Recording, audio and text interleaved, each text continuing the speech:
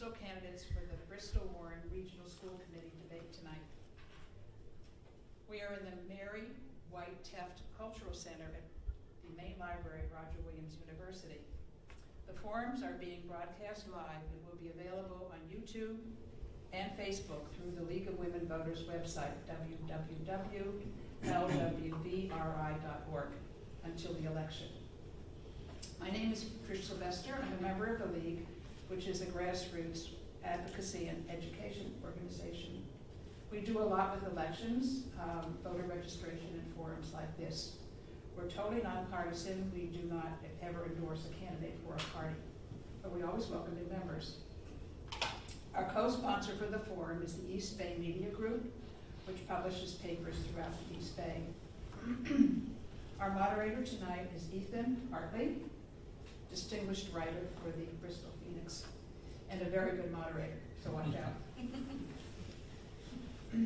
The 8 candidates running for school committee tonight are Jessica Almeida, Brian Bradshaw, Adam McGovern, Anthony Moratini, William Odell, Carly Reish, Margaret Richards, and Richard Ruggiero. The candidates have chosen numbers to determine speaking position. After they introduce themselves, the moderator will ask 5 to 7 questions, which he has chosen from the questions that have been submitted by the public, and we received quite a few, the candidates and the sponsors. The candidates have 1 minute to answer each question.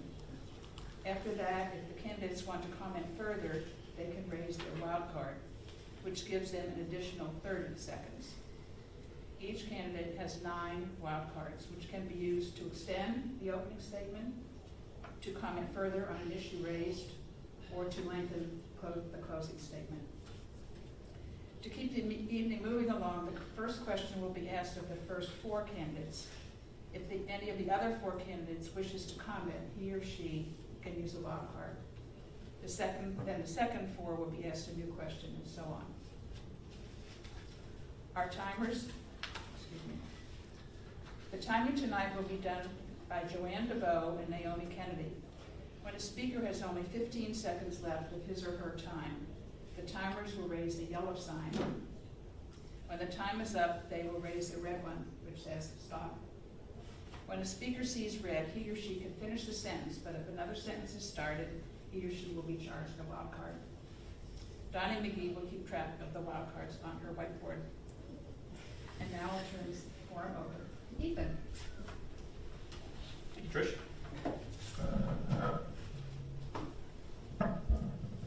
Hello, esteemed candidates. Thank you all very much for joining us tonight. Thank you to Roger Williams for hosting. Thank you to the League of Women Voters of Rhode Island for helping organize, and for their amazing volunteers and all the work they do to help ensure transparent democracy for all of us. I am happy to moderate tonight. I will be your sort of tour guide throughout the event here. As Trish said, we will start with opening statements based off of a predetermined drawing of who gets to go first.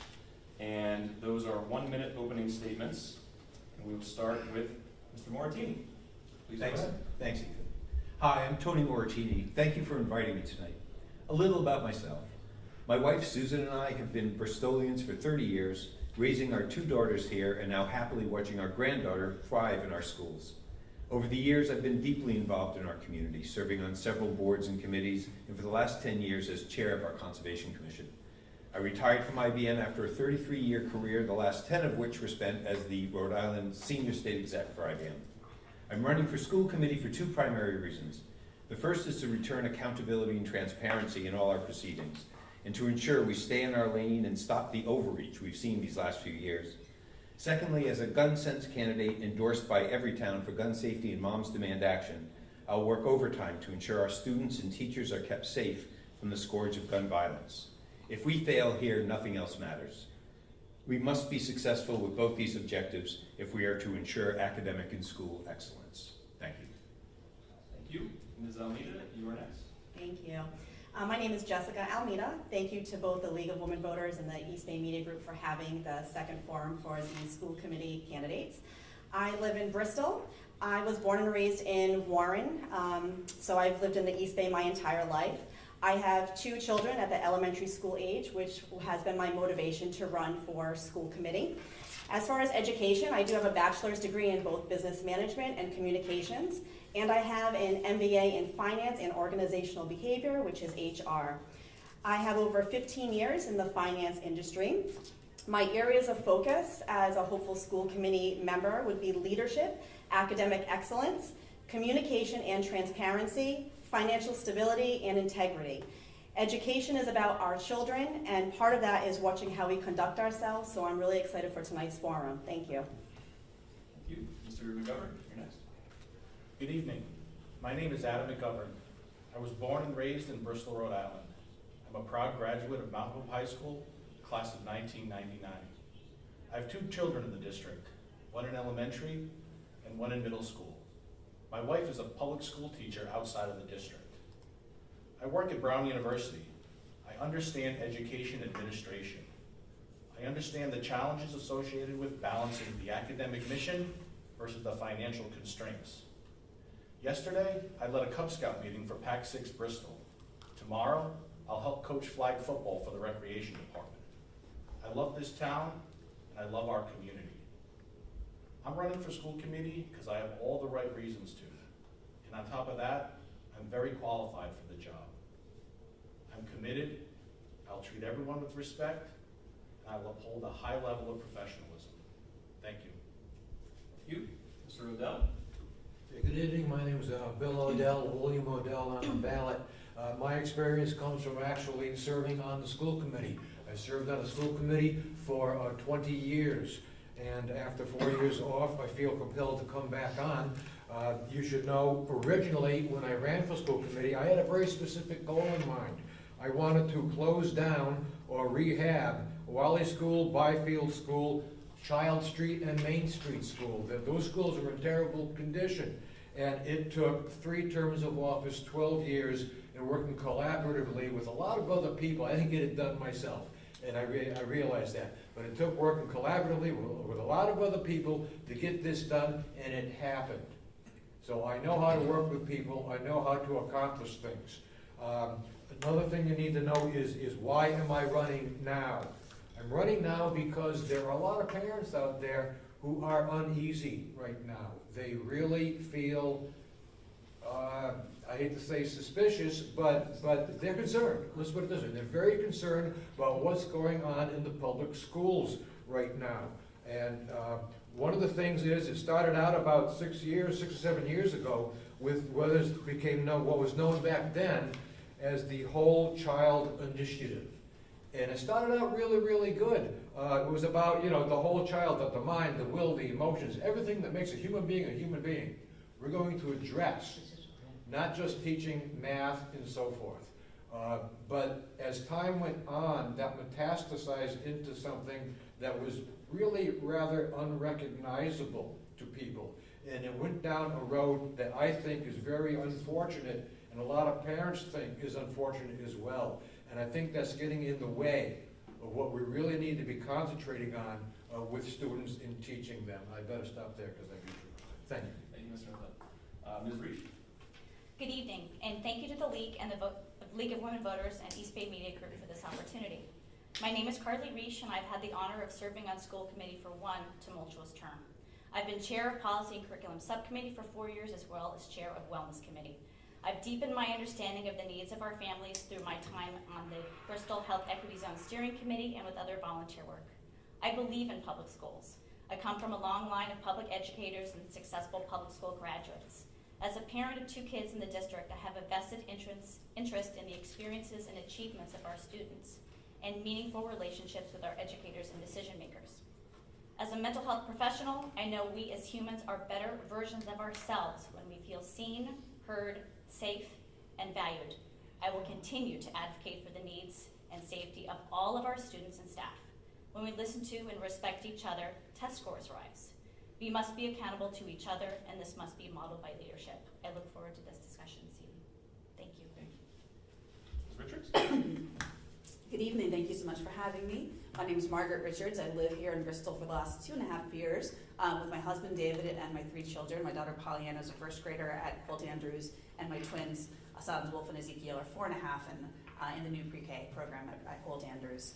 I've worked in and around education for most of my career. My first job after college was as an ESL teacher in South Korea.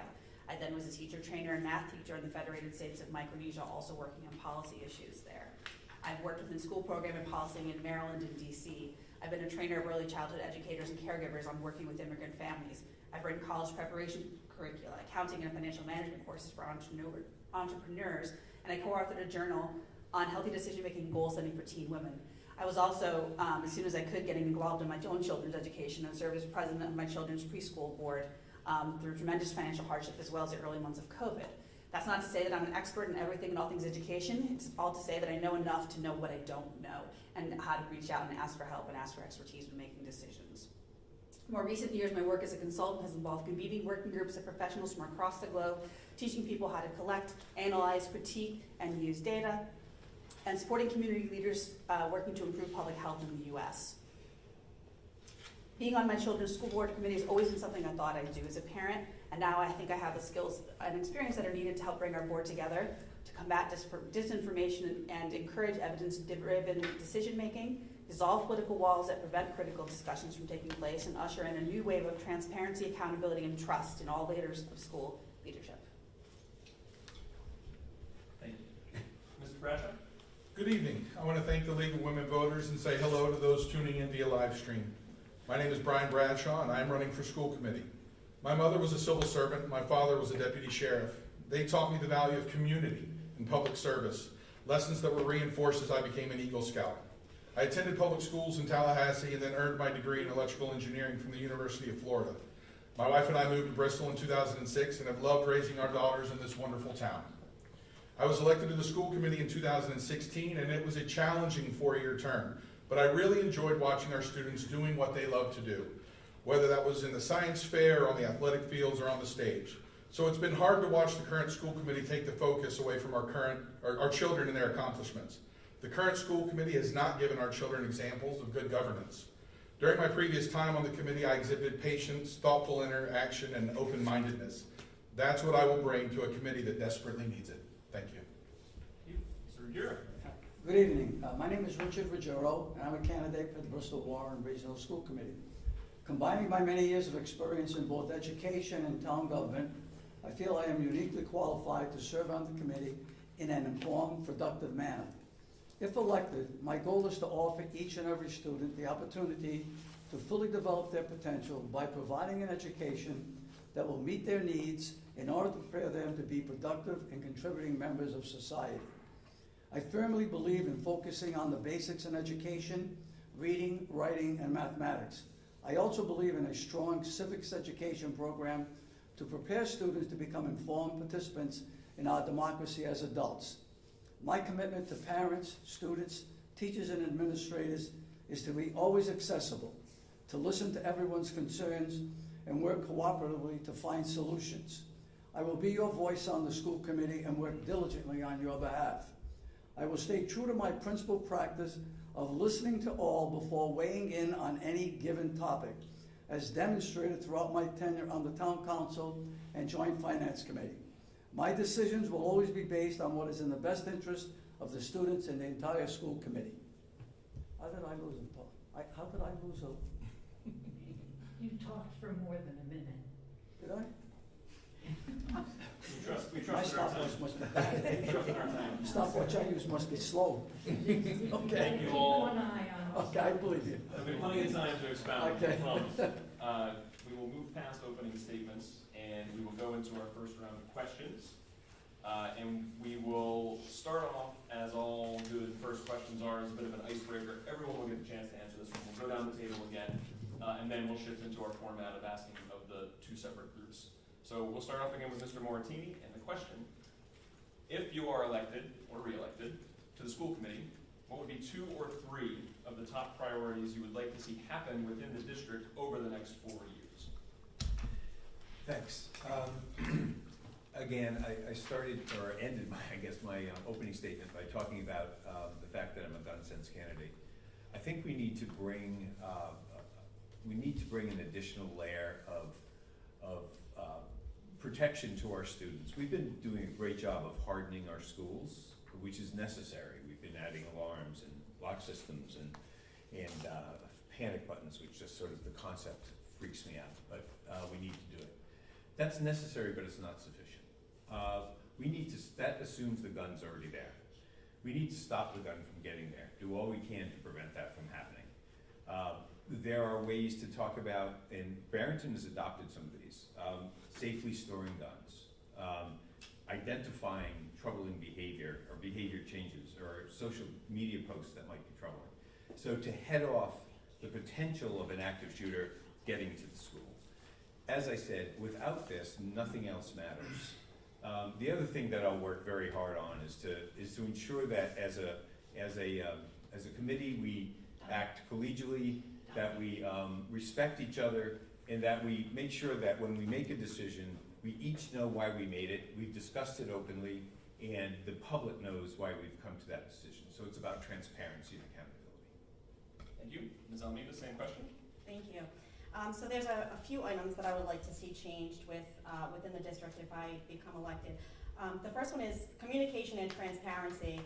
I think that does lack, and I do think parents have a right to know what's going on both in the classroom, the curriculum that's being taught, and as of right now, I don't think that's very clear and open to the parents. I do think, however, we are on the right track with our current superintendent. I think she has started the process of more communication and transparency, so I do think we're there, so it's something that does need to be worked on. Test scores. Our test scores have been below par, and this was even prior to the pandemic. So I believe this is something, again, it may stem from the curriculum. We may have to see what other districts or neighboring schools or towns are doing that have better test scores than us. Maybe do a compare and contrast to see what's working for them and see if we can adapt any of those here to help our children with test scores. And then school environment. I think a positive school environment needs to be had, especially right now from what I hear at the high school between all the bullying, the crime, the drugs that are taking place. There may be some students that do not feel safe, and students cannot perform to their best ability without feeling in a safe and supportive environment. Thank you. Mr. McGovern, same question. Thank you. I think I would start with something that we on the school committee have control of, and that's the perception of the school committee. I think right now there's a strong perception of the school committee that we're split. I took some time a while ago and I reviewed the meeting minutes over the last 2 years. If you excluded the month of September and the month of August, the school committee voted on 108 initiatives, excluding review of minutes or closing of meetings and whatnot. Of the 108 votes they took, they voted unanimously, 9-0, almost 80% of the time. So if there is a perception that the committee is split, and I think that is a valid perception, it's important to highlight that we do work together for the most of the time. And I think that leadership starts at the top. In addition to that, I think we can strengthen our communication. I assume we'll talk about a host of issues that as a community we're split on, but I think if we can improve our communication, we can get closer on finding a common solution. Thank you. Thank you. Mr. Rodell? Yeah, one of the first places I would begin is with the school committee itself. The term was already used this evening, of 4 tumultuous years. You better believe it. I've talked to a lot of people out in the street. I know a lot of people who used to work for the school district and left. They resigned, they went other places, they took an early retirement, and every time I talked to a person that I knew that left the district, I said, "Why did you leave?" The first words out of their mouths was the school committee. We can't get along with them, they don't respect us, they don't respect each other, they're arguing with each other, the school committee's out of control. These are the things that they were telling me.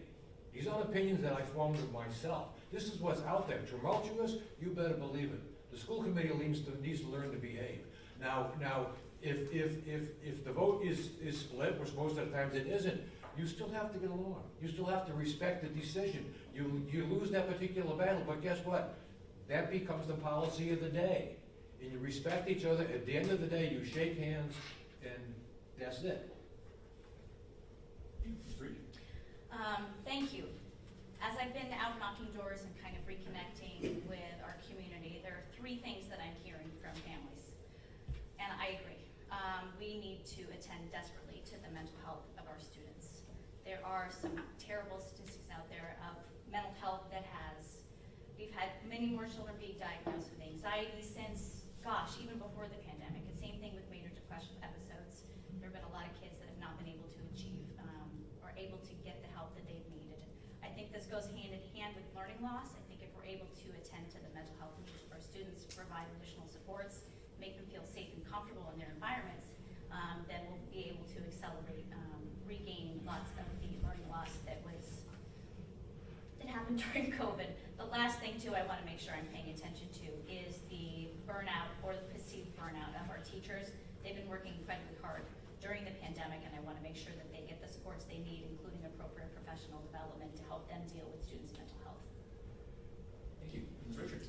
It's already happening at number 6. I'm having to repeat a lot of what my other candidates have said here. So my first priority, I think, in terms of the district, one would be maintaining a sense of agility and responding to the ongoing needs of our students, especially particularly in response to COVID. So not only dealing with learning loss that they've been faced with, increased mental health needs, which has been noticed. I've heard a lot from parents, concerned parents, as well as social workers and others working in the schools, and particularly the needs of students who were already have disabilities and learning differences, whose impacts, the impacts on COVID have potentially be greater. And when I say agility, I mean that we don't know everything that's going to happen yet. We have some of these clues already. And I'll also repeat everything I just said with respect to teachers as well. Teachers have increased stress pressures to make up for learning losses during COVID, the effects of COVID themselves, decreasing budget in our district, changes in budget and district priorities, and finally unifying the school committee, as others have said. Thank you. Mr. Bradshaw. First of all, I would like to reestablish trust within the two communities. I think that's something that over the last few years has been lost. And again, go back to some of the things that I said earlier about giving our children positive role models. Right now, when we look at how the school committee acts at some points in time, those positive role models haven't always shined through. The other thing that I'd like to focus on is safety and facilities. When I was on the school committee, and started on the school committee 6 years ago for a 4-year term, my last 2 as treasurer, I sat on the facilities, the budget and facility subcommittee. I led that subcommittee, and I also sat with the towns during their safety briefs. So facilities is something I think we need to focus on. We need to seriously start thinking about whether or not a new high school needs to be built. And those are things that we need to start talking about sooner rather than later. Thank you. Thank you. Mr. Ruggiero. Yes, well, I have a number of things, but I think my top 3 would be, number 1, improvement of curriculum to better prepare students as they move into their adult life. The second thing that I would like to see is an offering of a wider range of extracurricular activities so more students, especially at the high school, could be involved. And the third, and I think very, very important, is, and this especially at the elementary level, I'd like to see us work towards a reduction of class size to allow the teachers to do more individualized instruction. And I think by doing this, it will help us to improve the test scores that we have scored so poorly on. I'm stopping. I'm with my lesson. All right, we will switch now to the group 4 format, and that will start with Ms. Reich. And then anybody else on the other side, once we cycle through, can obviously chime in with their wild cards. The question to Ms. Reich is, in recent years, we have seen multiple superintendents cycle through the district, multiple instances where the school committee and school administration have seemingly clashed on what each side believes is proper management of the district. With a new superintendent now and a new school committee cycling in soon, how would you, if elected, strive to create a healthy working relationship with the school administration? Thank you. I'm grateful to have that question as the lone sitting school committee member at this table. I think the most important thing that we can do is to sit down and listen. I don't think the school committee leadership, the majority, have been as good at listening to the needs of our staff and administrators and our teachers as they could be.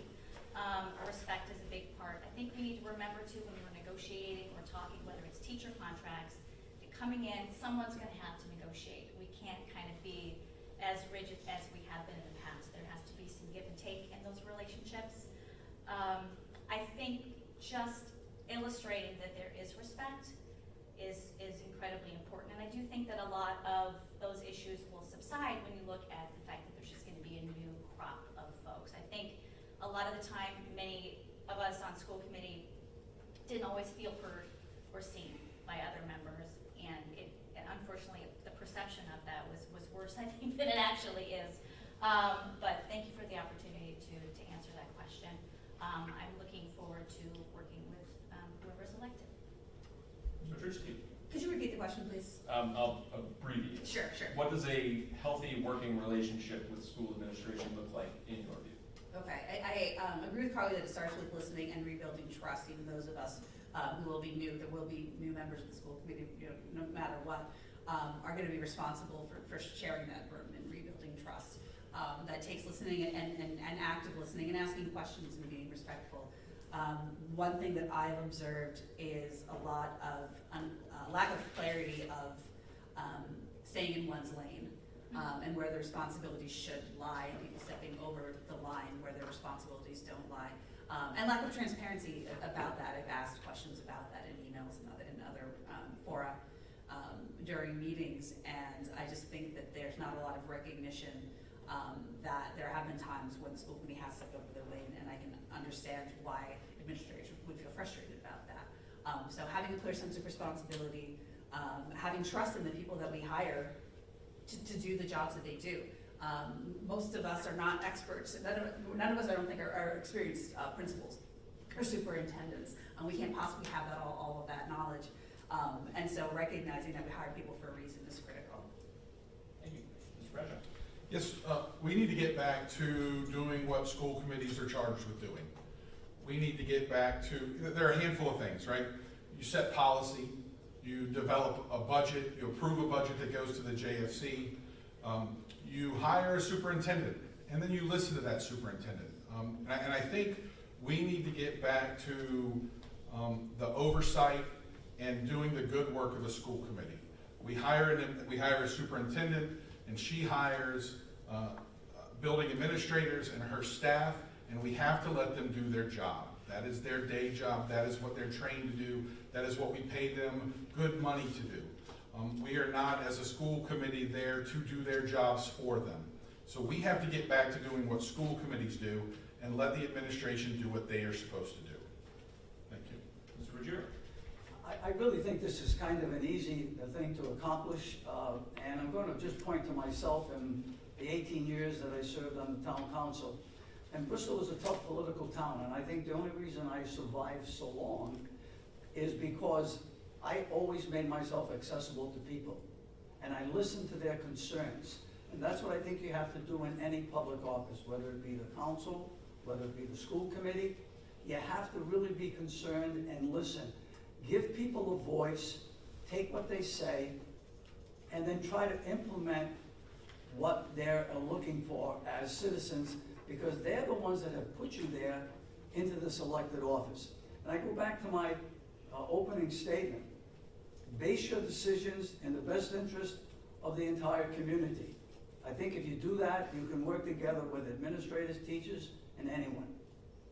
Thank you. Anybody from District 4 want to chime in with a wild card? Okay. Move on to question number 3. Which I was think Mr. Odell. Oh, I apologize, Mr. Odell. I didn't see you. Go ahead. Yeah, 30 seconds. to share a little more perspective on this, one thing that the school committee and the superintendent need to realize are on the same side. A lot of the times there's animosity there, and there's arguments taking place, and they're working together for the same thing. Now, a school committee, when it's acting as a committee, a lot of the times it's okay, but there have been many times in the past, I've gone into the superintendent's office because we had a rescheduled subcommittee meeting. I go into that office, and there's 2 members of the school committee sitting there with a private audience with the superintendent, which you're not necessarily doing anything wrong, but I've been approached by superintendents in the past. I go, Bill, this is driving me crazy. I'm supposed to work cooperatively with the committee, but if individuals coming in all the time with their particular agenda, their particular slant, what am I supposed to do? Individually, they're driving me crazy. So the school committee needs to realize where their authority lies. Is when all 9 of them are in that room making decisions together, that's where it belongs.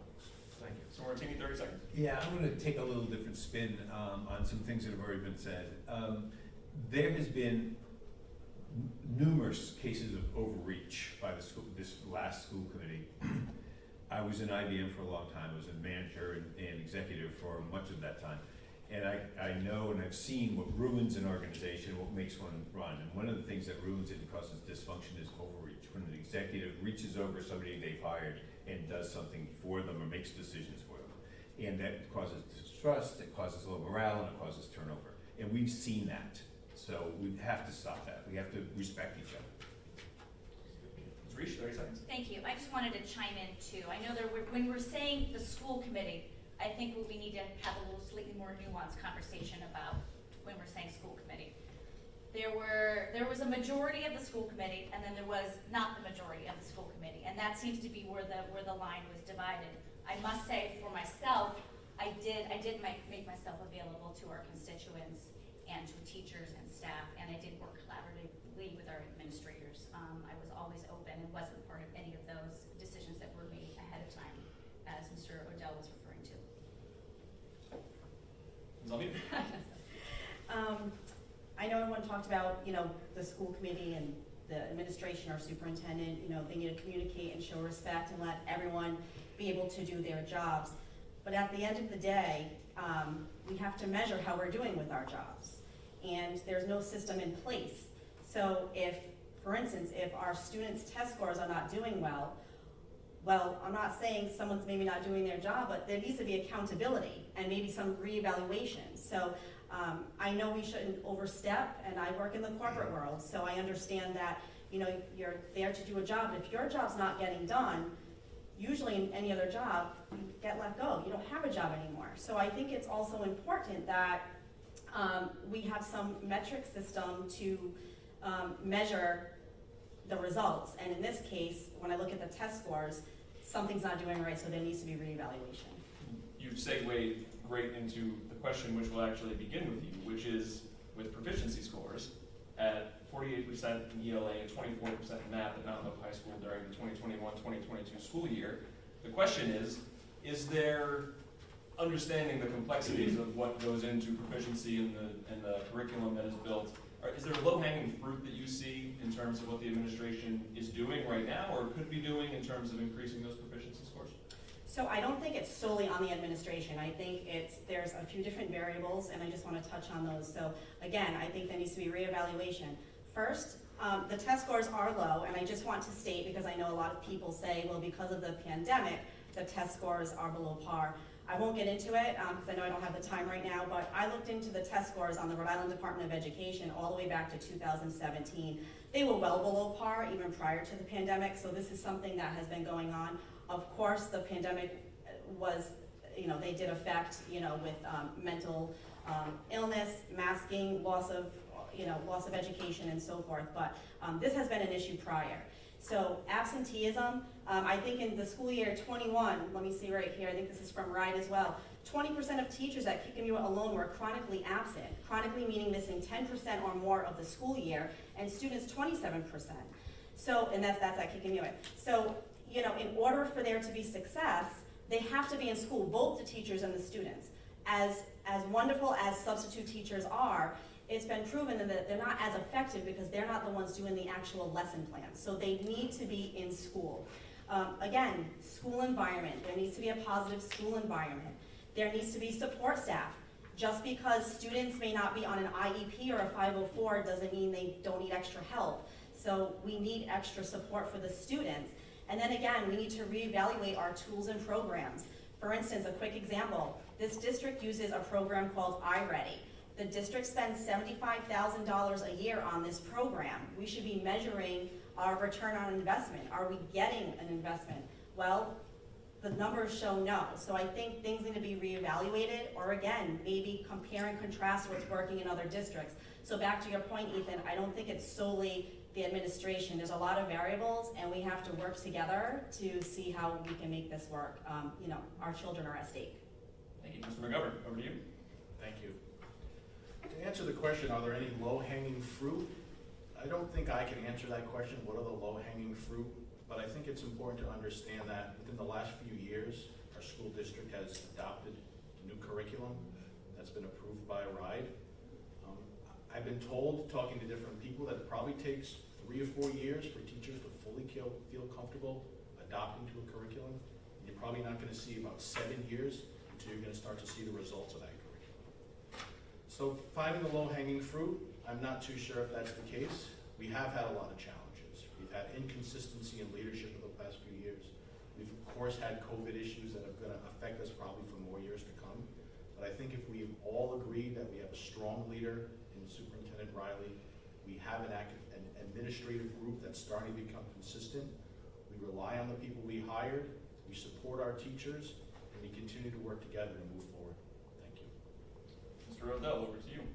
Yeah, the low-hanging fruit thing is a very interesting nuance to the question, because it connotes someone is looking for real fast results really, really soon.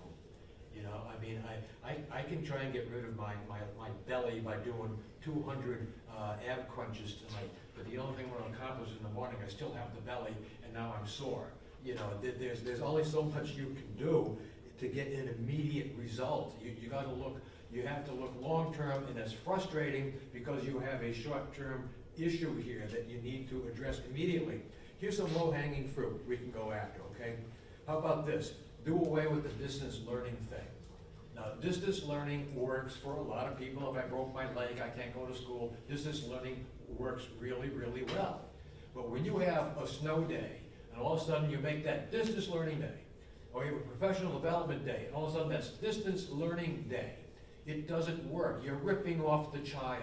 And you're also ripping off the taxpayer, because the taxpayer is paying to have that child educated for 6 hours a day, not 45 minutes. And that's about how long distance learning actually works. I have first-hand experience. I watched my grandson on distance learning day. He starts at 9 o'clock, and at 9:45, he's done. You want low-hanging fruit? Go after that one. Thank you. Mr. Markey? Yeah, thanks. One of my favorite expressions is, if this was easy, we'd have done it by now. Low-hanging fruits are really not what we should be aiming at. As Jessica said, this has been a problem for a while. The scores aren't where we want them. I think we have an answer, the formation of an answer, though. We approved a strategic plan back in the spring that had 5 elements, one of which was teaching and learning. There were very specific goals with guidelines, interim guidelines, and steps. And it was data-based by our district. Now, should we look at best practices elsewhere? Of course. But this plan was based on who we are now and what we are now and what the best way to move forward is. And it's a strong plan. I think the administration, the superintendent, and the principals and the teachers need to be able to exercise that plan. It was approved by the school committee. Need to be able to work through that. There's a number of elements, but I think if we can work through the elements of this plan, use the metrics that are inherent in the plan, I think we'll get there. Anybody from this group want to chime in? Just raise a wild card if you do. I don't know, I'd like to speak. Mr. What do I have, 30 Ruggiero, seconds? 30 seconds, yes. Okay. We're talking about test scores, though. Look, everybody's got to take responsibility. School committee, superintendent, assistant superintendent, administrators, teachers, even parents. Parents need to be more involved, and they have the right to be involved. But to sit here and try to pass the buck is not the way to go. If you're a member of the school committee, these people work for you, you're in charge of them, and you need to get them to produce and get better test results. Thank you. Anybody else? Ms. Rich? I'll also take exception to the idea of low-hanging fruit. I think, if anything, a focus on what we know are some of the challenges that we face through the learning losses around mental health and social support, not just with our students, but also with their families, I think is very critical. If there was an easy way to increase test scores, everyone would have started doing it. I also just, the focus so far has been on test scores, but that's not the only measure of success, of how well students doing, of what they're achieving, of how well our schools doing. And I think there's a lot. I hope we're having questions about it, because there's a lot more to talk about other than test scores. Anybody else? Moving on to question number 4, which will start with you, Ms. Richards. The subject of political polarization has sort of seeped into every aspect of our society, including our local school districts. And as a member of the school committee, you might be faced with issues which you feel a certain way about, but you have to separate from the role of the school committee as a nonpartisan position. On that note, the concept of social equity has become increasingly controversial when seen through the lens of public schools. The committee obviously made headlines last year for denying a grant-funded expenditure to pay for a consultant who would have been tasked to help teachers at Mount Hope develop a project-based learning program, the reasons for which could be the subject of its own debate entirely. But the question tonight is, what does social equity mean to you, and what place does it have or not have within our public schools? Social equity to me is the opportunity, is a situation in our schools in which every child has equal opportunity to learn and succeed. All right, there's a lot that we know about factors that support learning and hinder learning for individuals and also for groups of students. We go back to our test scores. One thing we didn't talk about was that our Hispanic and Black and African American students, on average, on our ELA and our math scores, scored lower than our white students, as did our students with disabilities compared to those without disabilities, as did students who come from a low economic, socioeconomic background. Those are things that we have to address. So again, there's no magic bullet for this, but those are specific things that we have to address. And I think that it's incumbent upon us as a school to talk about what are the issues, as a school committee and community, to talk about the specific issues that are affecting individual children and families and their ability to learn and succeed in our schools. Thank you. Mr. Bradshaw, same question. Can you summarize the last part, or just read that last part of the... What does social equity mean to you, and what place does it have or not have within our public schools? So I want to break the term up, right? Social equity, it's not equality, right? Equality is everybody gets the same thing. Equity is providing the folks that need more those resources so they can, if you remember the meme, they can look above the fence and see the baseball game as well as the tall kid next to them. So equity doesn't mean equality, right? So we have to be able to look at the marginalized groups, figure out what their needs are and how we bring them to the levels of the other students, right? We have to be able to bring all students together. One of the things that they say in the Navy, right? A rising tide lifts all boats, right?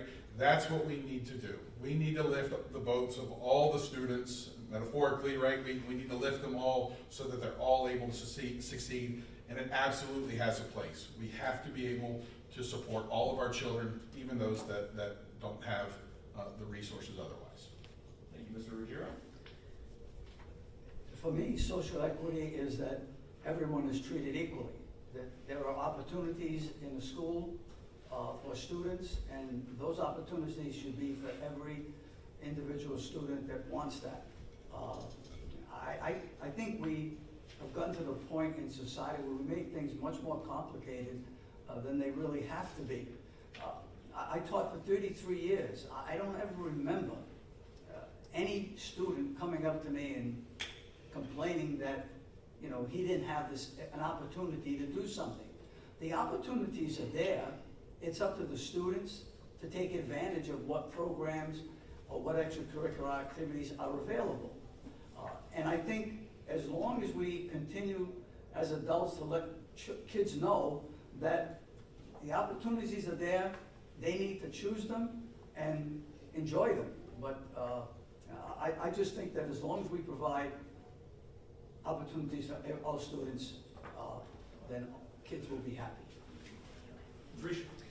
I completely agree with what Mr. Bradshaw said about social equity. It is that meme. That's what I thought about as well. Our job as public schools, again, we're going to reiterate, public schools, is to make sure that we are giving all of our students the opportunities to be successful. That is a level playing field. That is making sure the kid with a learning disability or the kid that is struggling socioeconomically has the exact same opportunities and advantages that the higher socioeconomic child that's in AP classes are. I think it is entirely entirely complicated, and it is because there are so many more things that we have to worry about, and so many more responsibilities we have to take on as public schools. So there are a lot more variables, but social equity means making any accommodation necessary to give all of our students the opportunities to be successful, period. Thank you. Chime in from this side, Ms. Almeida. Thank 30 you. seconds. Thank you.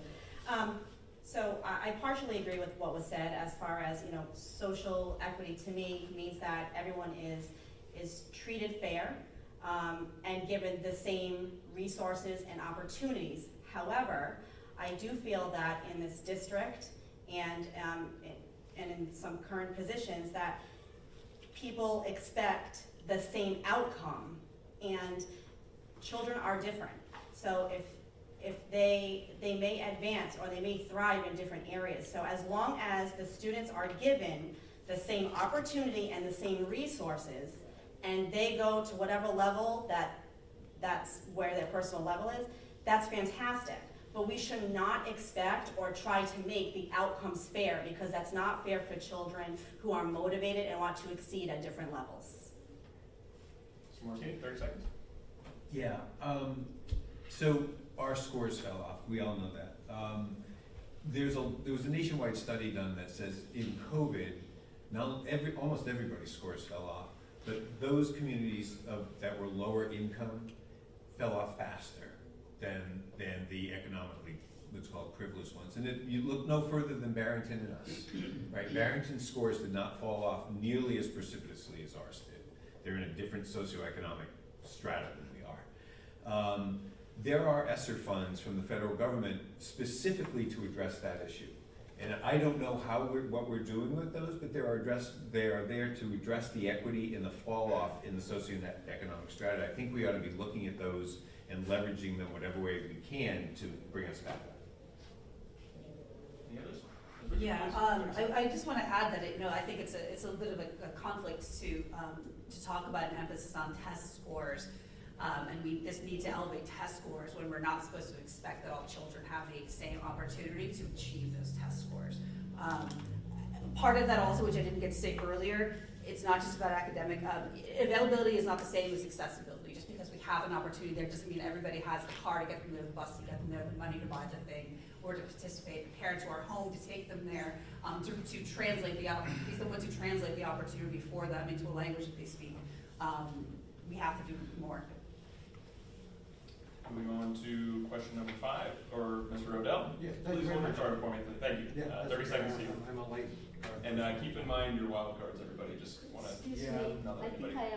I want to give a true confession here. I don't think I gave the first, or the last 4 people over here a wild card when they were answering the first question. They responded to the first question. Was that for everyone, or was it just these 4? So are you talking about the right side of the table? The right side of the table, when they came in with their 4 their priorities. No, that was for everybody. So they Okay, didn't just need- wanted yeah, they didn't need them clarification.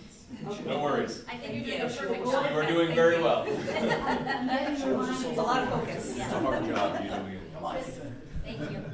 30 seconds to Mr. Odell. Yeah, the social equity, there are 2 things about that. First of all, the question itself identifies a problem.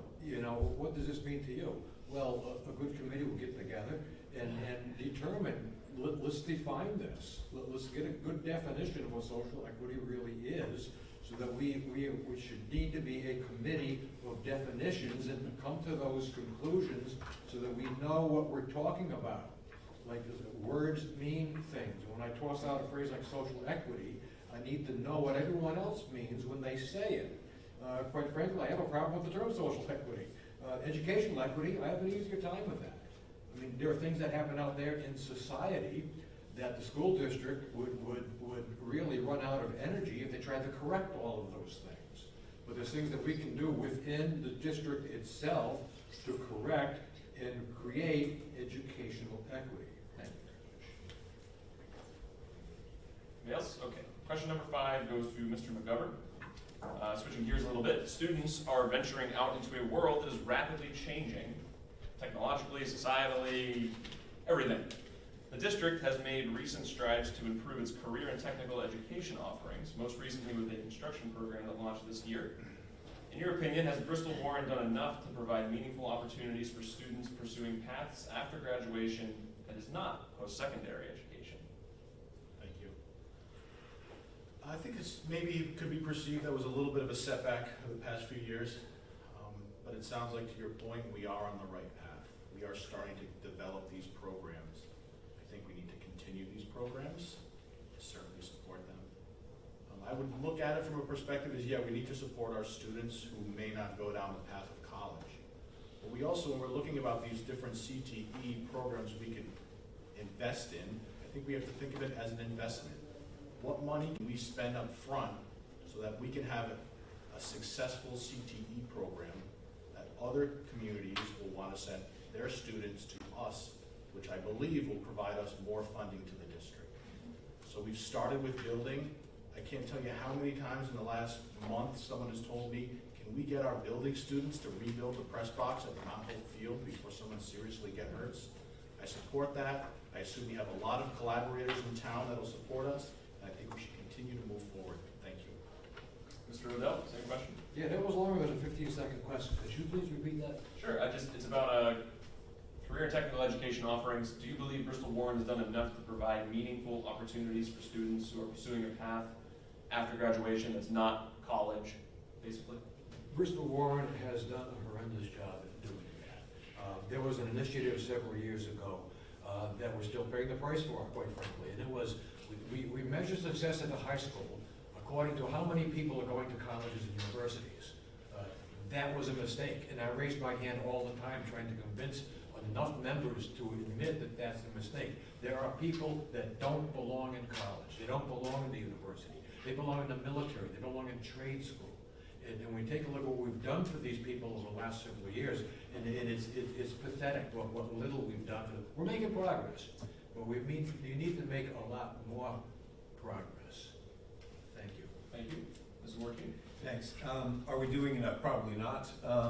But I'm on the advisory board of the CTE program at the high school, and I've been very impressed with what that program's about, especially in terms of linking curricula in science, engineering, business, construction, and so forth, and lining them up and making connections outside the school. I think we can do more. It is sort of a nascent program. I think we can do more in terms of linking to outside businesses. I was a mentor at Year Up, which does a similar thing. Kids get out of high school and are linked to businesses in the outside world, and then develop a career, hopefully. I think that there could be more cross-pollination between the programs. So a kid that's in construction or engineering maybe should have some business in that program, so that when he gets out, he knows how to run a business, or he knows how to help his dad's business. He becomes a more valuable person. So yeah, I like CTE. I look forward to working with them, and I think there's more we can do. Ms. Almeida, same question. Thank you.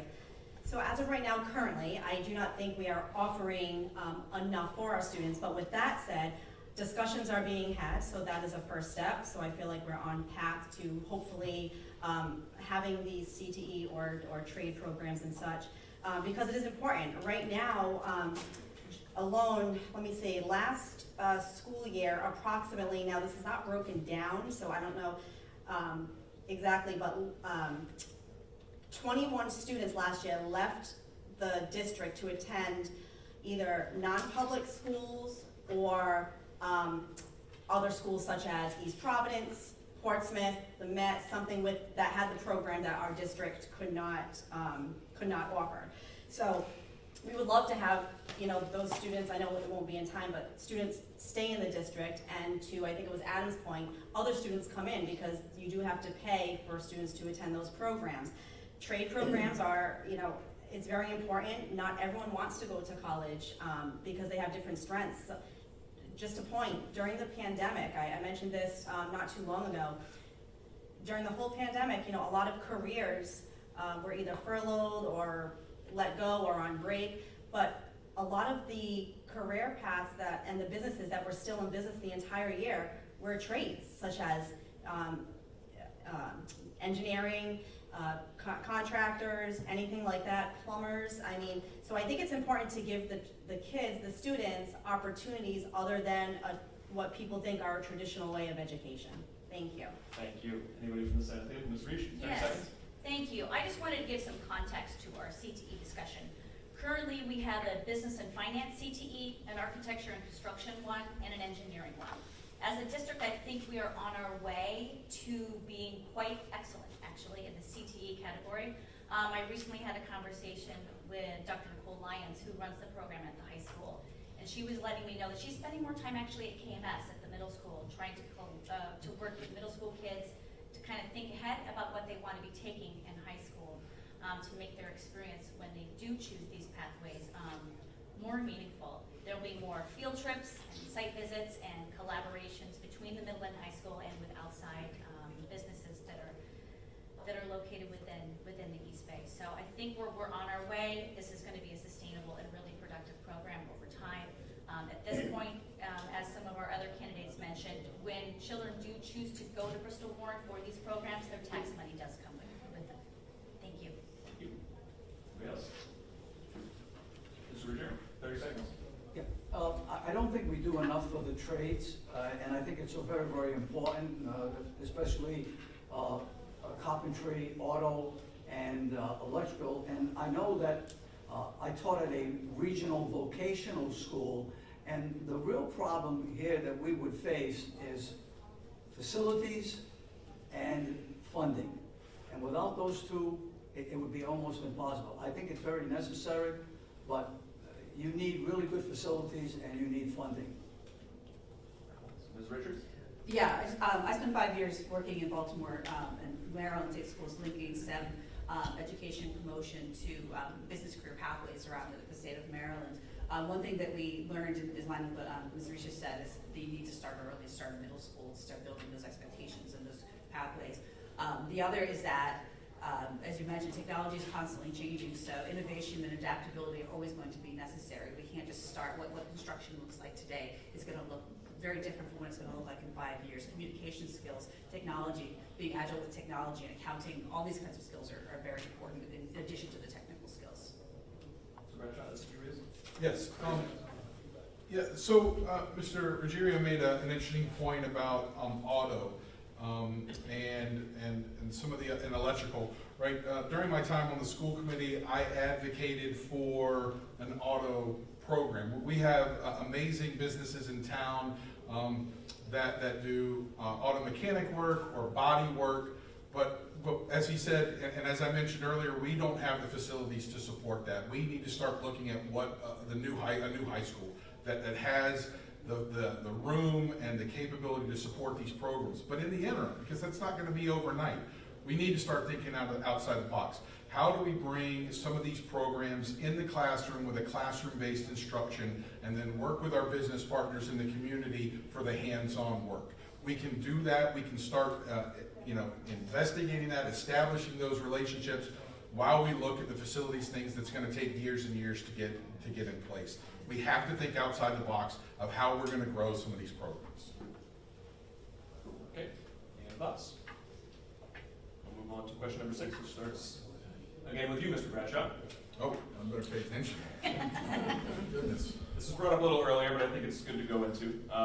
During the 2021-2022 school year, RIDE data shows that there were over 41% of students at Mount Hope High School that were chronically absent, meaning they missed more than 10% or over 18 days of school in a year.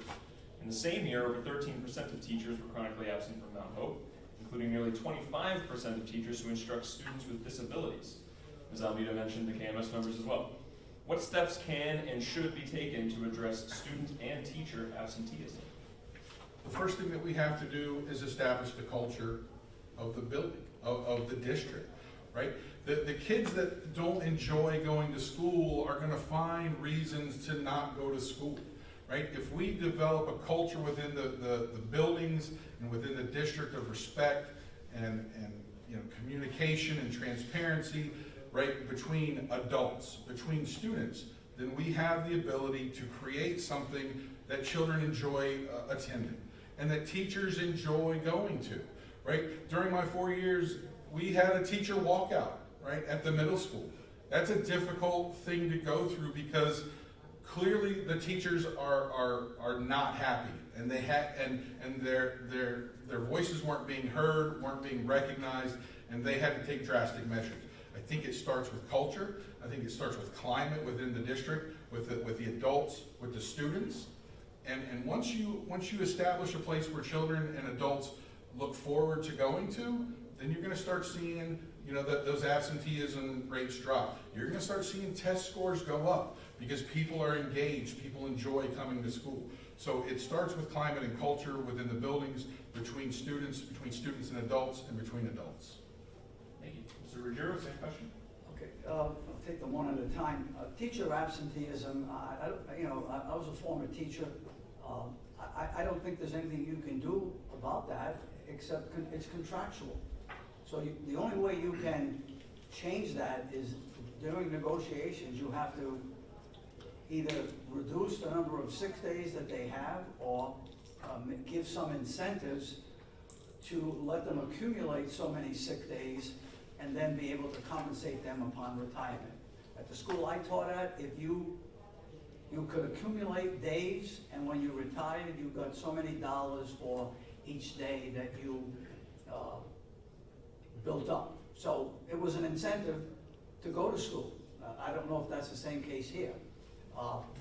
As far as student absenteeism, I think that's when I had said earlier, parents need to be involved. And if students miss a lot of school, maybe we should start thinking about holding them back. Okay, Ms. Reach? Mr. Bradshaw, you and I are on the same page with a lot of things. Like Mr. Bradshaw said, culture and morale, I think, is the most important thing. We just have to remember, too, that we just endured an unprecedented global crisis. These kids were just as stressed out and anxious and depressed as probably many of us were in this room. So the important part is listening and validating and making sure people feel seen and that there is a way out and some understanding that's involved. I think this has to do a lot with the strategic plan and following our ideas around creating high-quality professional development so that our teachers feel a sense of buy-in and that they're part of the process and that they are equipped to handle coming to school when they've got a handful of kids that are not doing well, and that they have the tools also to teach and connect and build relationships with these kids. We also need to remember that these teachers were probably in situations where they had their own children at home or were caretaking for others. Thank you. Ms. Richards, please. I saw these statistics actually also recently, and my first question was, what was the underlying cause? There was nothing in the data that I saw, and I didn't have an opportunity to address this with any teachers, school administrators that I've spoken with.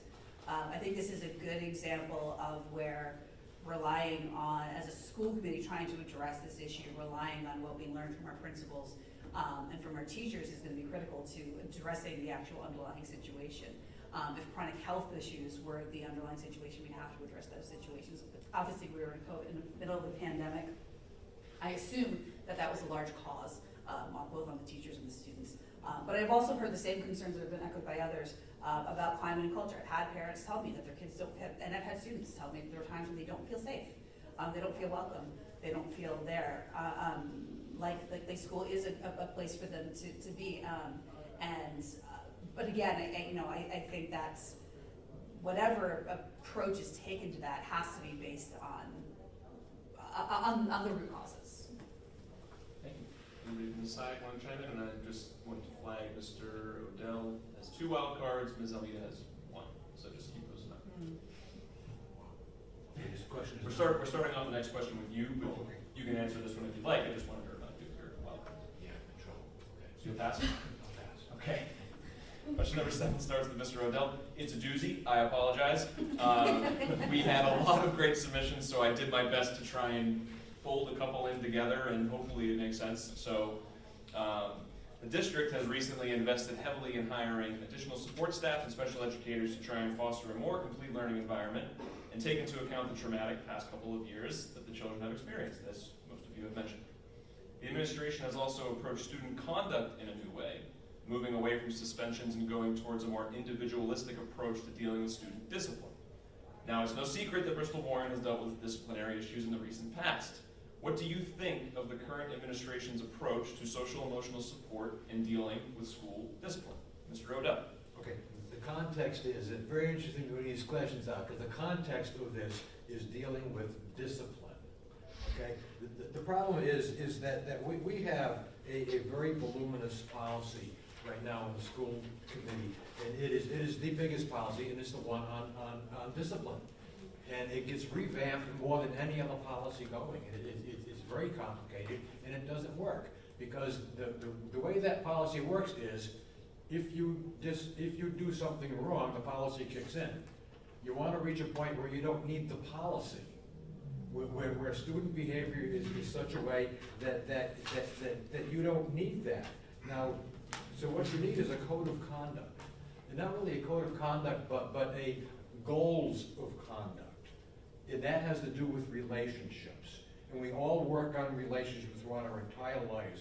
And we need to instill into students the kinds of things, the kinds of tools that you can use to help foster good relationships.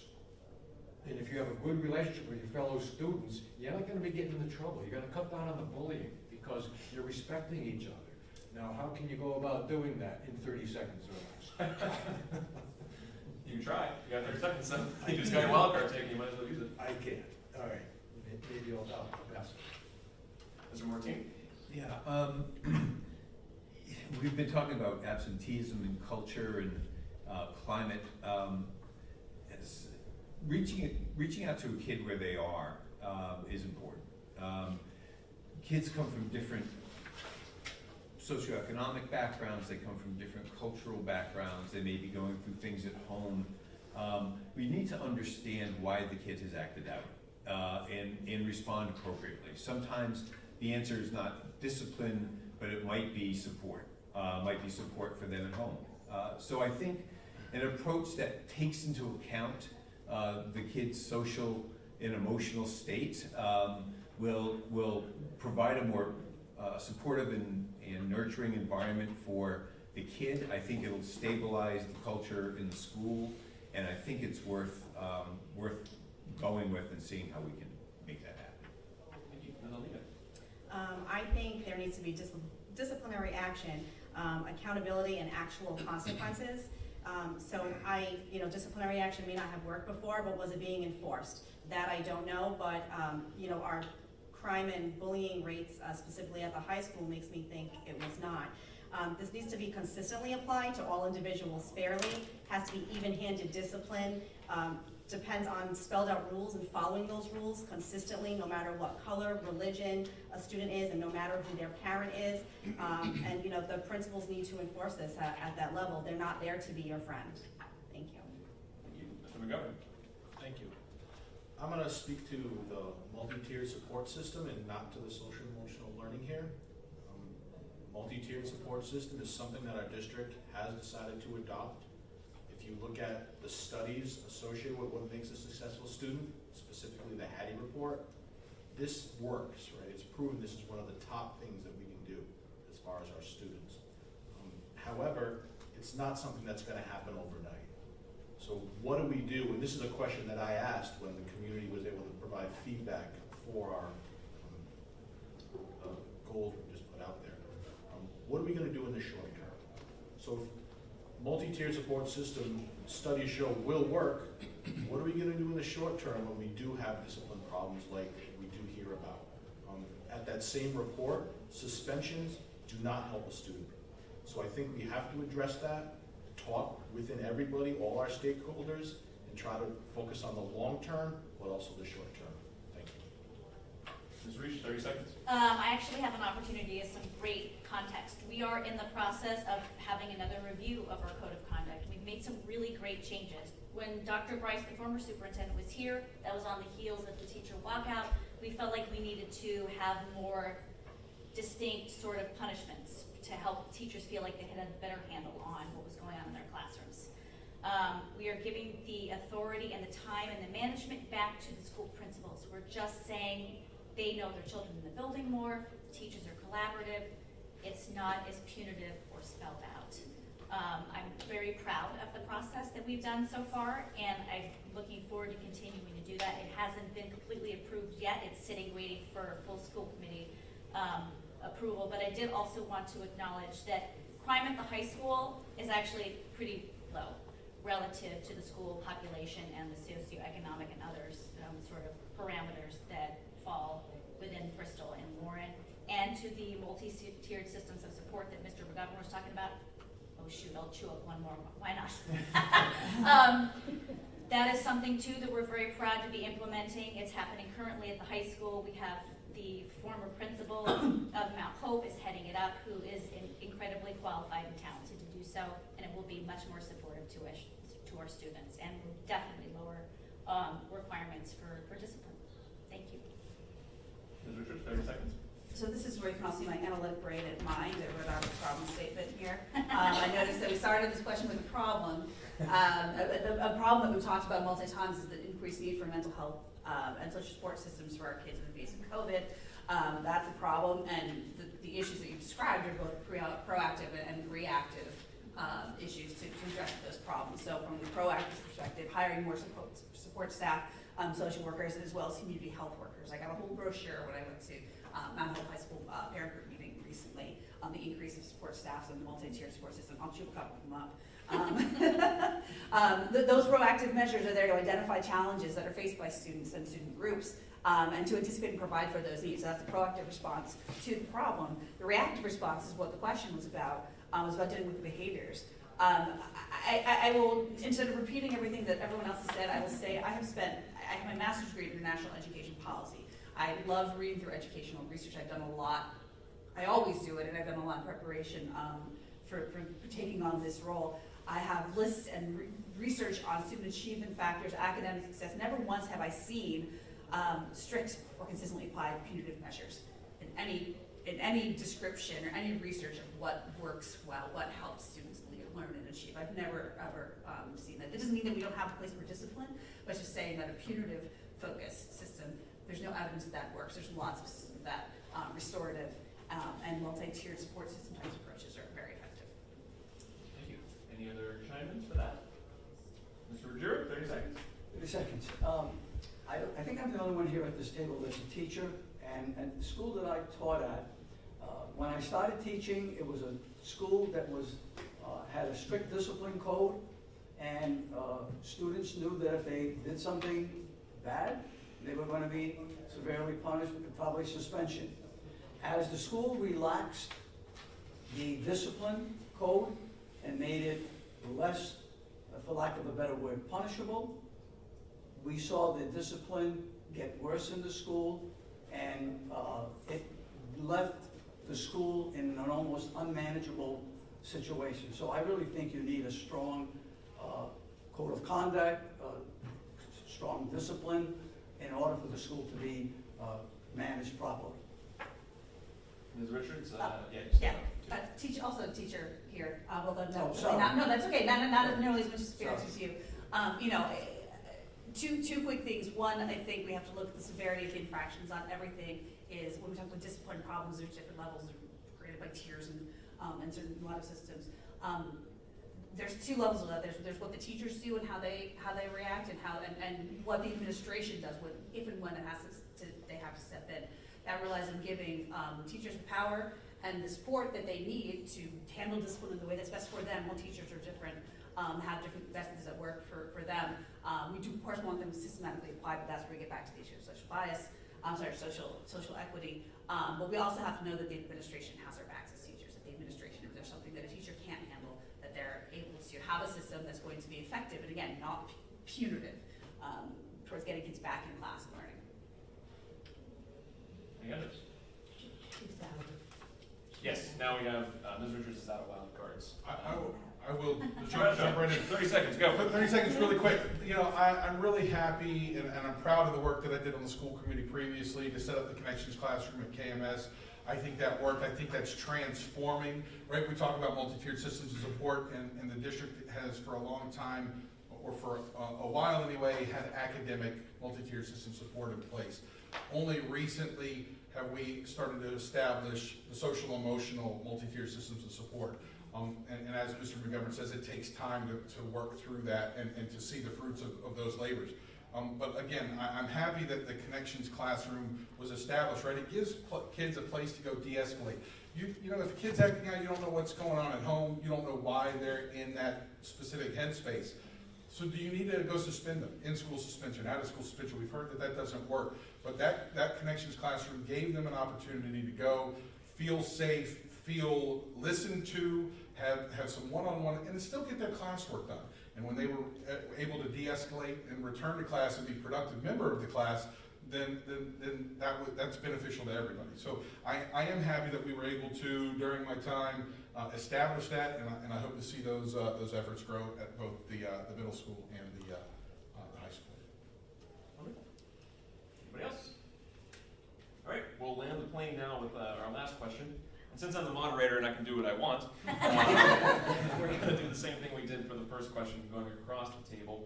And we won't require wild cards for the last four. We'll just let everyone have a minute because this is important and it's good for democracy. So we'll start with Mr. Ruggiero and we'll ask, sometimes when we're having high-level adult talk like we're having right now, it can cloud the true reason why all of you are here tonight, I hope, the kids. Do you believe that students should have a voice in how they are taught? If so, how much of a role should they have? And how could that role be facilitated in a meaningful way that benefits the greater school community? Mr. Ruggiero, a minute. I would say that as a former educator, I think that the students' input is important. I think sometimes we don't give students or who are almost adults enough credit for how much they know and what they want.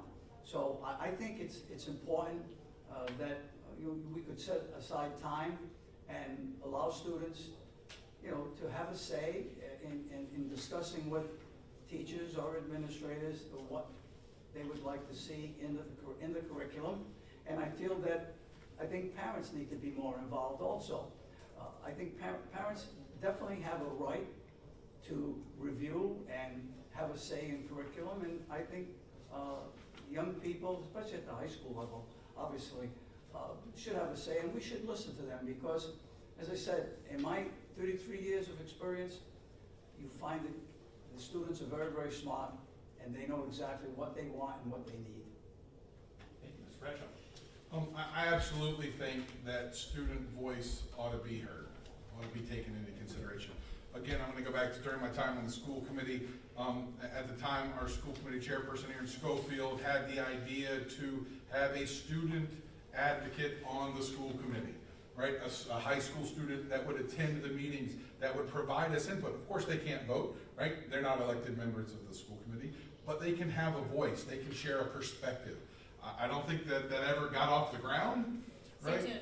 He said, "Oh, good. That's great. I'm glad to hear that." Right? But we absolutely need to engage our students in how they are being taught. And to Mr. Mortini's point, I wrote it down because I've been thinking the same thing. Right? Meeting kids where they are. Right? Working with them so that we understand what they're faced with on a day-to-day basis, because it's been a long time for some of us since we were right in high school, right? And we might not be in touch right now with what the high school students are living through and feeling. We absolutely need their voice, and I hope that we have a student representative on the school committee moving forward. That would be absolutely fantastic. Thank you. Ms. Richards. Erin apparently took my idea, I learned, in talking to some current and former school committee members. And I did ask specifically about that. Have we ever thought about having a student representative on school committee? So clearly I'm in support of that. I actually have gotten to talk to a number of high school students in my neighborhood, but also at some events in town. And I've gotten some really, just ask them, like, what do you love about your school? What do you not like about your school? What do you want adults around you to know about your experience? I've gotten always very thoughtful and sometimes creative answers from perspectives that we don't get as adults before we get away from those years. I also want to point out, that students have been talking to us in the last couple of years. when issues around race and around gender have been brought up at the school committee, students have spoken, they've organized themselves, they've gone out. I know that there are people on school committee who have listened, and know that there are people who have not gone out and listened, or heeded what they've said. I've been fortunate that I've had the opportunity to learn from those students and engage with them as well. Thank you. Ms. Reach? I am so excited about this question. And as Mr. Bradshaw alluded to, yes, a million times yes, students should absolutely have a seat at the table. I have a policy drafted in collaboration with Ms. Schofield. We have been waiting patiently because we know current leadership would not vote in support of that policy. So I am hoping upon hope that I have the opportunity to bring that policy to the full committee to be approved right away. That would look like a student liaison from the middle school and from the high school, and occasionally an elementary school student as well. Being at the table, having discussions about policy, having discussions about curriculum, and having real buy-in.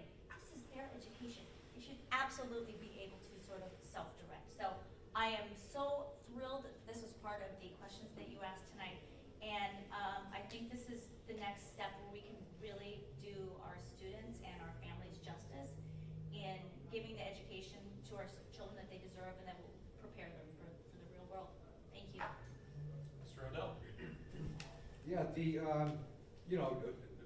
asking students, how they're being taught and what they're being taught, it's a very important feedback to get. How is it I can go to Chick-fil-A and on a receipt it says, tell us what you think about our nuggets. And they offer me $500 if I win the drawing, But the students, they go through their entire career, K through 12, and I wish somebody would ask me this question because I'm dying to tell somebody something about this. Yeah, it's a good idea. But the problem comes when you get into the details of, okay, a liaison. Okay, how's the liaison selected? How does the liaison communicate these issues from these other students? How exactly does that work? I'm in favor of that. But you can't just have, okay, you have a liaison, you're speaking for 300 students. Well, wait a minute, how do those 300 students communicate to the liaison? How is the liaison selected? You need to determine that. And once you do, yeah, it's a great idea. We need feedback from our students. Thank you. Mr. McGovern? Thank you. I do think it's important to hear our student voices. For the first reason, I think it's empowerment. Right? If the students understand that they're being listened to, what they say matters, that'll empower them. That'll empower them to be better students. That'll empower them to be leaders within the community, their school community. If I could go back to what I was talking to before, which was the Hattie report, it was kind of highlighting successful strategies for students. One of the top things that we can do is called self-reporting grades. Right? It's allowing students to assess their own work in front of the classroom and really take it as almost a little more than just being there and being graded themselves. So I do think it's important. If you could kind of take it to the frame of sports team, all right? Every sports team is certainly, we get older, has a captain. Right? The team captain works directly with the coach. They have a voice, and they help lead their group. So I do think it's important. Thank you. Ms. Almeida? Thank you.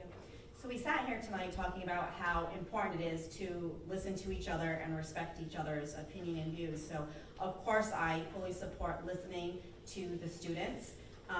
It doesn't hurt to listen, even if you may not agree, but student feedback can be very helpful. Any type of feedback can be helpful. So they, we owe it to them to at least listen to what they have to say. With that said, if there are some ideas that look like it could be valuable in a curriculum, engage the parents. The parents and the school committee and the administrators should be working together as a partnership. Now, realistically, I don't know if a curriculum can be made. I don't know if it has to stem from the Rhode Island Department of Education. I don't know if there's any legalities associated if you move away from a RIDE-approved curriculum, if they can withhold funding. So I don't know if this is hypothetical or not. But with that said, I do think curriculum developed at a local level is more beneficial because who better than the community knows our students, and we can tailor fit the curriculum to them. Thank you. Thank you. Mr. Mortine? Yeah, kids have a voice. We just don't always hear them. They need a microphone. And I think we can do that, being eighth in one of these things is hard to come up with something original. But, so giving them a seat at the table, the school committee, I think is a great idea. The kids could figure out who's the best person to do that. I mean, look at what happened in the school committee last year. We didn't give them a voice. They showed up. They will show up. Look what happened to Marjorie Stone and Douglas, right? Kids showed up. So not only will we respect them and all that, they might have some good ideas. They probably will have some good ideas. So yeah, they have a voice. We just gotta listen. All right, thank you very much. That ends the Q&A portion. Now let me just do a quick calculation. I'm doing this.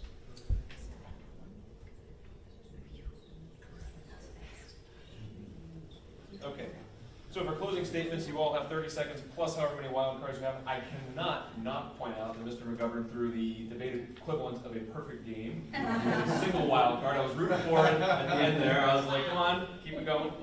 So now with You get all the minutes. with the time, yeah. So Mr. McGovern will have 35 minutes during. No, just kidding. We'll start again. We'll go back in our original order, starting off closing statements with Mr. Moratini. Mr. Moratini, you have 3 minutes for your closing statement. Thanks. Thank you to the League of Women Voters and the East Bay Media Group for hosting us tonight. Speaking with Bristolians about their priorities and my thoughts on how we can make our district better has been energizing. We share a goal of providing our students, families, and teachers with an excellent school system that enables each student to fulfill their promise. Keeping them safe must be our highest priority, and I'm certain I can move us toward both of these goals. I'd be honored to serve you on our school committee and move us forward. It's time. Thank you. Ms. Almeida, you have 1 minute. Thank you. And thank you to the League of Women Voters and of course East Bay Media Group. This was wonderful. Education, I believe in transparency and a school committee that listens, hears, and communicates with our community. I know change is hard. Not many people like change, but like we talked about, all the numbers, statistics, the current ways we go about the curriculum, change is needed. It's currently not working what we have. Our children are at stake. We need to work together and do what is right for them as they are our future. Thank you so much. Thank you, Mr. McGovern. You have 5 minutes. Thank you. You don't need to use it all, but feel free. Thank you. Thank you to everybody. Thank you to Ethan, not just for the moderating tonight, but organizing the initial candidate biographies and also the questions that are coming in the paper. One thing we haven't talked about tonight was the budget. Right? Our school district is a $55 million juggernaut. Right? And it's very, very important because without the funding, without the plans, we can't do what we want to do today, and we certainly can't do what we want to do tomorrow. 2 years ago, we had a financial audit done of our school district. They found 16 deficiencies. In the past 2 years, I don't have the exact number, but I'm told a lot of those deficiencies have been addressed. There has been a lot of talk. We understand the perception of the school committee, right? We absolutely could do things better. Right? But I think when it comes down to our budget approval the last year, I think it's safe to say that we have moved forward, that we have done strong things. And that's just not me saying that. Members of the JFC agreed that they were pleased to see a collaborative, transparent effort in putting this budget together. The Warren Town Council president said, what we're presented with here, I'm completely impressed with. Mary Perella said it was really refreshing. All these quotes came from the East Bay newspaper, by the way. Our town administrator in Bristol said it's been a very smooth several months and the transparency is excellent. Whatever's happening here needs to continue. A JFC member and our town council president said, I don't think refreshing is a strong enough word to use. So I think while we do have some challenges here, I think it's very important to highlight that when it comes to the budget, right, the gasoline that runs this super tanker of our district, we are making progress, we're going in the right direction, and we have to maintain that progress. I talked a little bit in the beginning about myself being an academic administrator, but what I really do for a living is that I'm a facilities manager. Right? I understand the maintenance of old buildings, which I think is really very relevant for our district at this point. Aside from maintenance, I understand planning, design, and construction. And that could be either through a renovation or a new building. Which if you start to hear a little bit of the rumors around town, a new building could be coming down our direction. When it comes to these conversations, I'm the ideal person that we want on our team. I spent some time last night looking at the Jacobs report. It was a report written a few years ago from the state of Rhode Island, which determines the strategies of how they will fund buildings in the state. In their exact words, they want to bring more facilities into the 21st century learning environments. We, the school district, identified as an LEA, need to develop projects, prioritize them, but they have to be aligned with the state. We have started from conversations about redeveloping or really strengthening our 5-year capital plan, something that I do every day. If you look at that capital plan, we need to be able to understand what our priorities from a building maintenance perspective, how do they align with the state? There's a graph in that report that highlights priority 1 and priority 2 deficiencies. Priority 1 are detrimental to the building. Priority 2 are defined as reflecting those conditions to quickly become a priority 1, and they go against a strategy of the state which they call warm, safe, dry.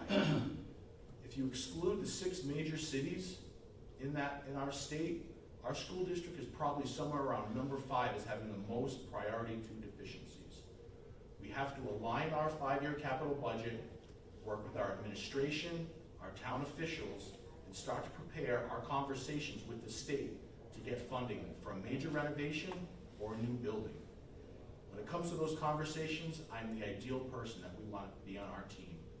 They talk about net zero energy, adequacy standards, focusing on SEAM, CET, and early childhood. These are conversations that I could help with, not just on the decisions to build or renovate, but how do we get the appropriate funding to do that with our local administrators and the state. My name is Adam McGovern, and I'll be the last person on the ballot. I'm number 8. There's a reason why my tie is purple. There's a reason why my campaign signs are purple. Purple is the only color that matters in our district. It isn't red, it isn't blue, it's purple. Thank you very much. You earned that victory lap, Mr. McGovern. Mr. Odell, you have 1 minute. Yeah, I just want to say that tonight it wasn't to me a bunch of people vying for votes. It's the kind of things you actually see at a committee meeting, a school committee meeting. There's a group of people here who are very concerned about the school district, and they want to persuade people to their positions. And that is what good school committee work is all about. And I eat this stuff up. I mean, I missed this. I felt very comfortable tonight. I didn't think I was in a debate with anybody this evening. I thought I was working with some very good, caring people. And I want to be part of this again. I don't want to walk out of here and say, okay, that's it for the rest of my life. You know, I miss doing what I was doing. And so I guess what I'm asking is the voters to please help me with my social emotional needs here. Because I love this. I love committee work. I'm comfortable in it. I dare say I'm good at it. And I would like to be able to do that again. 20 years wasn't enough, quite frankly. Thank you. Mr. Odell. Charlie, Ms. Reich, you have 2 minutes. Thank you. Mr. McGovern, your ideas about building and thinking about a new high school are happening. We've hired a consultant, and we have the state coming in soon to assess the grades of our buildings, and we have the opportunity to earn 85 cents on the dollar of any investment we make are being reimbursed by the state. Mr. Odell, I'm with you. I love this. I love this work. Thank you again to the League of Women Voters, the East Bay Media Group, and ETHN specifically for their work in bringing this forum together. Your dedication to the democratic process is important and acknowledged. Also, a quick thank you to my opponents for participating. This is a fraught thing, demanding poise, preparation, and bravery, not unlike deciding to run for office and then getting to serve. I also want to give a heartfelt thank you to the friends and community members who have helped and supported me during my first term and during this campaign season. You all know who you are. These folks have helped brainstorm, provide endorsements, help with social media, with signs, messaging, postcard help, and door knocking. To me, Oh, gosh, I lost my place. This happens to me all the time. Do I have my wrong card? Oh, well, I'm just gonna have to wing it. Okay. To me, knocking on doors is the most stressful of endeavors, even though I have the opportunity to meet and connect with voters. But I gotta tell you, showing up unannounced on your doorsteps is nerve-wracking to me. It just feels funny. But thank you to the residents who took the time to answer the door, to speak to me at events, call me, reach out over email, and to tell me what's important to you. Share your frustrations and ask for help or insights. I have learned so much from all of you, students especially. I am so hopeful and humbled to learn that when you are brave and choose to stand in your values of authenticity, courage, belonging, friendship, kindness, and inclusion, it resonates, and it continues to resonate for so many of you. I have never forgotten that I am your proxy for values. I ran out of time. Wow, thank you, guys. Thank you. Ms. Richards, you have 30 seconds. Oh, good thing I'm fast. I love to listen. That's what I do. I have loved knocking on doors. I have loved going to PTO meetings. I have loved talking to teachers and teachers' assistants and members of the Bristol and Warren Health Equity Zones, attending subcommittee meetings and school committee meetings, meeting so many wonderful people in 15 seconds.